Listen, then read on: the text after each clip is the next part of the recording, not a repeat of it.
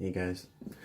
Alrighty, so we're gonna be covering a couple words today, just to make it a little bit easier for the ending discussion. Alrighty, so we're gonna be covering the words identity, self-identity, labels or label, and intersectionality. Just to make it a little bit easier, I'm just gonna go to it, say the definition, move on, and then at the end we're gonna discuss everything. Okay. So identity, the fact of being who or what a person or thing. Second definition, a close similarity or affinity. Label, a classifying or name applied to a person or thing, especially one that is inaccurate or restrictive. And then self-identity, or to self-identify. To self-identify, one assigns a particular character or categorization to oneself.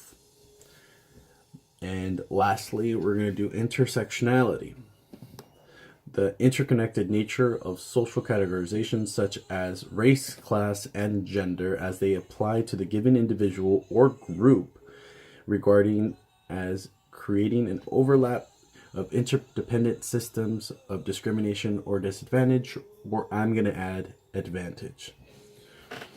Alrighty, guys, all the terms are laid out. Let's start talking about them, okay?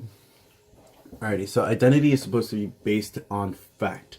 So if someone identifies as Catholic and they are practicing Catholic, and someone else calls them a Catholic, it is a true identity because they are Catholic and they are practicing Catholics. One can also do a self-identity, and your denomination of whatever religious group you are a part of can also be applied to that. If you want to add a label, you can put untrustworthy Catholics, and that'd be a label because it adds some type of restrictive connotation to put someone in a subgroup of that group, and it could be very inaccurate with little to no definition, but it is stated, and then you're thinking about it, and then we're talking about it. Alrighty.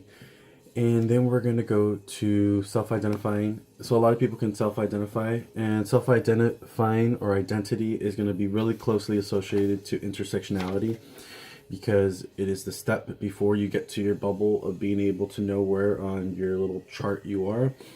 All right, to self-identify, you can do a lot of different terms. I made a very simple, basic chart. It looks ugly, but I'm going to show it to you guys anyways. Alrighty.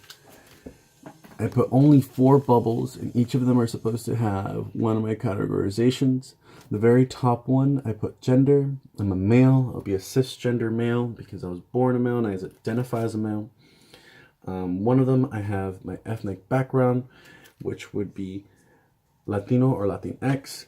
A lot of people on these put a racial category, but Latinos cannot put that on there because we are the mutts of a melting pot of colonization.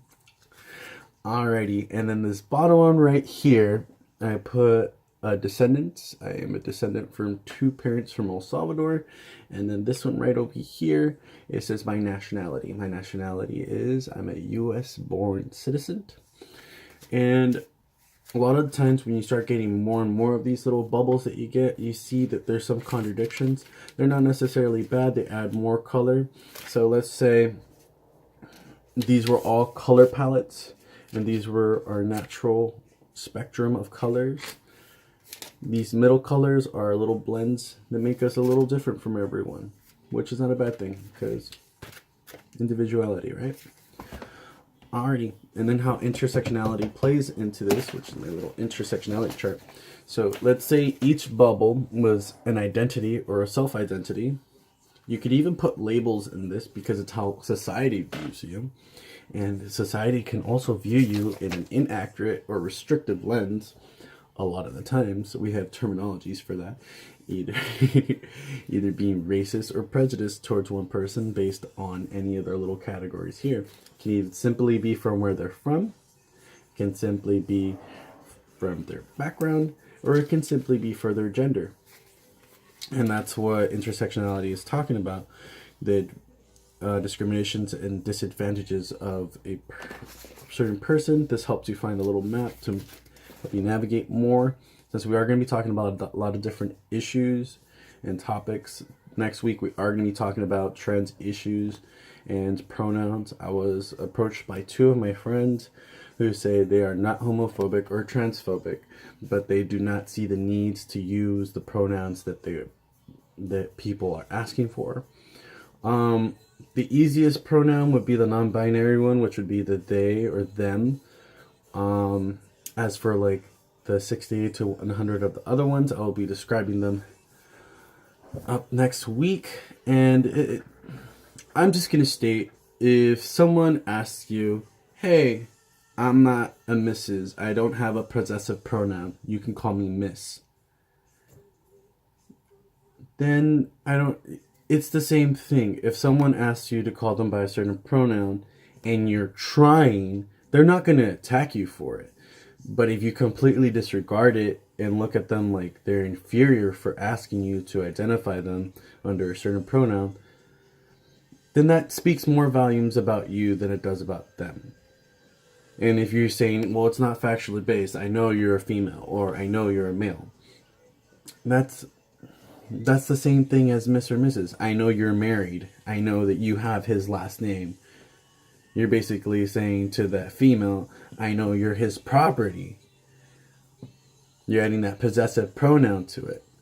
It's the same exact thing. So if you're allowing a pronoun to possess whatever gender this person wants to self-identify, regardless if you agree or not, you can simply just say, hey, I don't agree with it, but I'm going to call you by it. Whatever your respected term is. It doesn't necessarily mean you have to agree that this person is a male or a female or anywhere else on the spectrum. It just simply means have some common decency and have some respect that people want to be identified as whatever they need to be identified as. It's not bad.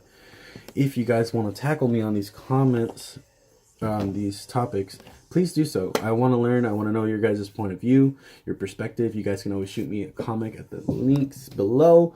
I also am on Instagram. You can find me at Tony E. Monhe, no spaces between that. You can find me on YouTube at Tony E. Monhe, all spaces between that. And you can find me on Snapchat, which will be Tony Enrique 27, no spaces between that. All right, you guys. It was nice. You guys have a good one. Bye.